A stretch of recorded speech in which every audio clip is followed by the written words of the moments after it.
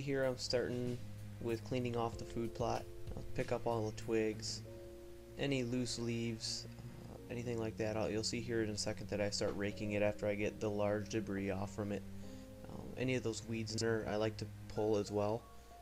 Here you go, you can see me raking now. Just make sure you get the food plot nice and clean, everything out of the way so that you can get good seed to soil contact.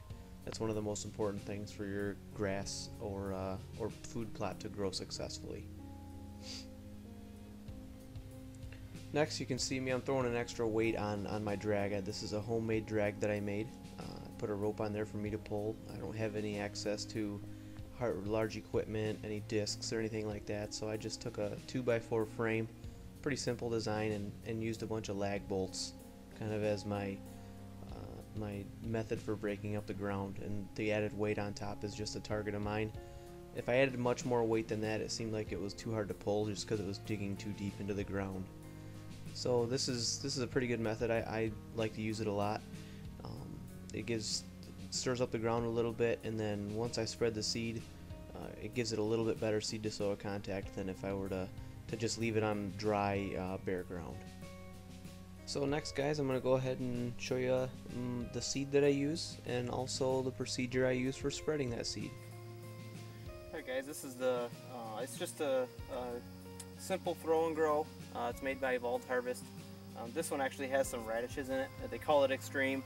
I'm sure it's got a lot of grass, a lot of different brassica, a little bit of clover, and then it advertises radish. So last year I just planted the regular throw and grow and it worked well, so we'll see how this one does.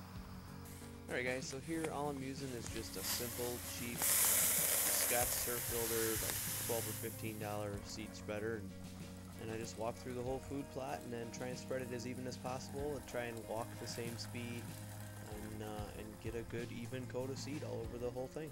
Next, I fill up my sprayer with a little bit of Miracle-Gro and some water, and I'll pump it up here and start spraying the food plot. I like using this type of sprayer because it gives a nice even mist across it, and I don't run the risk of burning out or putting too much fertilizer down on any of the seed.